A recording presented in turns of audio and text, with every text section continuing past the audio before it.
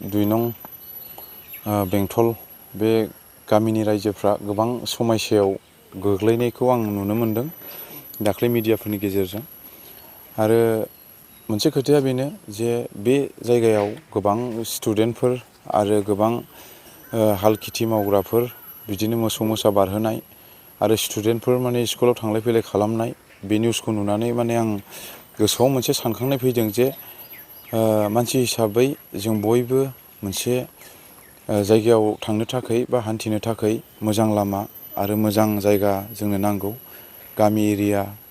जों बयजोंबो जोङो सोमोन्दोआव थालायनांगोन आरो बेनो जे बुस्थुखौ आं दाख्लैयो जेब्लानाखि निउस होदों बे निउस होनायाव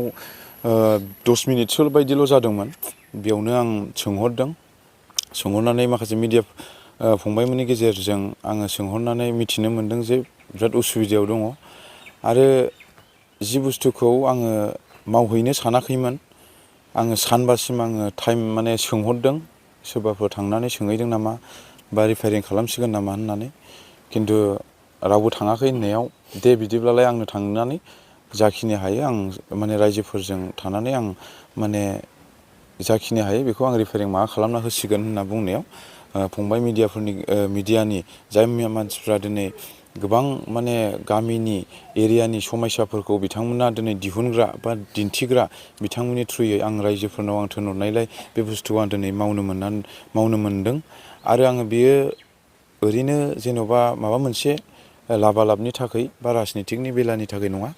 बियो मोनसे आंनि रायजो राजाखौ बा पाब्लिक सेबा खालामनायाव बेफोरबायदि आंनि थाखाय गोनां आरो जों बयबो मावनो थाखाय जोङो आवगायनांगोन आरो बेयो जे माबा मोनसे राजनितिकनि बेला बे नङा बिदिखौ साननो नाङा। आरो मोनसे खोथाया जाहैबाय दिनै बेवहाय गोबां स्टुडेन्टफोर आरो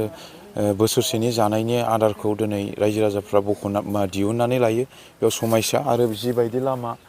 खमाव गैयाबाबो 60 फुट 80 फुट 47 मिटार दङनो बेवहाय दै एफा गिदिर दैखौ बारनानै हान्थिनायाव बिराद प्रब्लेम बिनि थाखायनो आं बे खामानिखौ मावफैनो मोननायखाय रायजो राजानिसिम धन्यबाद थाबाय आरो बे खामानिखौ आंनो फिसाब्लाबो आङो रिफायरिं खालामहोनायनि थाखाय आं रायजो राजाखौ हामबायहोनो आरो दिनै आं गोबां जायगायाव थाङो आरो जों दिनै बेथ' बेंटलाथ' आंनि उसुं खाथिनिनो आं होननानै बुंजायो। दिनै बेल' नङा आंनाव गोबां जायगानि गोजान जायगानि बिदिनो गसाइगाव बिजनि सान्तिपुर दागगारि आमथिखा मालिबिथा बेफोरबायदि जायगानिफ्रायबो आंनाव गोबां मानसि फैयो समस्या लानानै दिनै बेफोरबायदिखौ आं सहाय होयो। दिनै आङो जुदि राजनितिकनि बेला बा रायजो राजानि रागा जोंनायाव बा माबा मोनसे माबा जोंनायाव दिनै रायजो राजाफ्रा माबा मोनसे गोरोन्थि बुंफ्लांबाय बेखौ जों मानसि हिसाबै गोरोन्थि बुंनाय हिसाबै जों मानसि हिसाबै जेनेबा जों निमाहा होनलायनाया थानांगौ। दिनै जाय बिथांमोना सोंदों बियो खुनु राजनितिकनि बेलाजों साननाय बा मावनाय नङा। मानो होनना बुङोबा गोबां जायगानिफ्राय आंनाव फैयो दिनै बेफोरखौ आङो जुदि माबा मोनसे राजनितिकनि बेलायाव होननानै जुदि साननानै मावदोंब्ला बैफोरबायदि मानसिनिफ्रायथ' आङो मोनसे सोरबा भट होनाय बा बिसोरनिफ्राय आं माबा मोनसे मोननाय बेफोरबायदिथ' गैया जेरै गसाइगावनिफ्राय फैयो बिजनिनिफ्राय फैयो बिजनिनिफ्राय फैनायखौ दिनै आङो मालाबा समाव आङो खनसेल' लोगो मोनो खिन्थु नेक्स्ट टाइम बिसोरखौ लोगो मोनफिनबावा खिन्थु दिनै जाय मानसिफ्रा बेफोरबायदि खोथाखौ बुंदों बिथांमोनखौबो निमाहा हो जाहाथे बिथांमोननि गोरोन्थिनि थाखाय जोंनि माखासे लिडारफ्रा जाहाथे निमाहा होयो आरो जि खामानिखौ आं मावदों बियो खुनु राजनितिकनि नङा आरो आंनि खामानि मावनाया जाहैबाय ससियेल वार्कार आरो अरायसम आं मावबाय थागोन आरो आंनि बे जोंनि चिराङावल' नङा बाक्सा उदालगुरि क'क्राझार डिस्ट्रिक्ट बेयाव आं थांगासिनो आरो बेयावबो आं खामानि मावनो आं रायजो राजानो दिन्थिगोन आरो बियो खुनु राजनितिकनि नङा आरो आंखौ राजनितिकनि मावदों होननानैबो रावबो साननो नाङा। এইটো কাৰণে যিমান দিনৰ পৰা যিটো চেষ্টা কৰি আছিল এইটো আজিলৈ হোৱা নাই। এই বিষয়ে অলপ সাধাৰণতে মই কৈ আছোঁ এই বিষয়ে অকল বড়ো ৰাস্তাটো নহয় এইটো আমাৰ সান্তালীবিলাক যিমান ষ্টুডেণ্টবিলাক আছে এই ৰাস্তাতে অহা যোৱা কৰা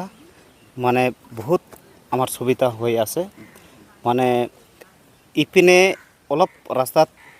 হাই স্কুল বা এম ই স্কুল এইবিলাকৰ কাৰণে ৰাস্তা আমাৰ শ্বৰ্টকাটৰ ৰাস্তা এইটো যাতে এই ৰাস্তাখন যদিও এতিয়া গভৰ্ণমেণ্টে অলপ চিন্তা কৰি যদি সোনকালে যদি মেৰামতি কৰি দিয়ে তেনেহ'লে আমাৰ সান্তালসকলৰ আৰু এই গাঁৱৰ বড়োসকলৰ ভাল। এইটো আমি ধন্যবাদ জনাইছোঁ আমাৰ ছাৰকো। মানে এতিয়া নিজৰ যি আছিল আর কি নিজে যি চাই গৈছে এইটো কাৰণে আমি তাক ধন্যবাদ দিছোঁ। যাতে সিয়ক আমি ধন্যবাদ এইটোৱে জনাইছোঁ যে অহা কালত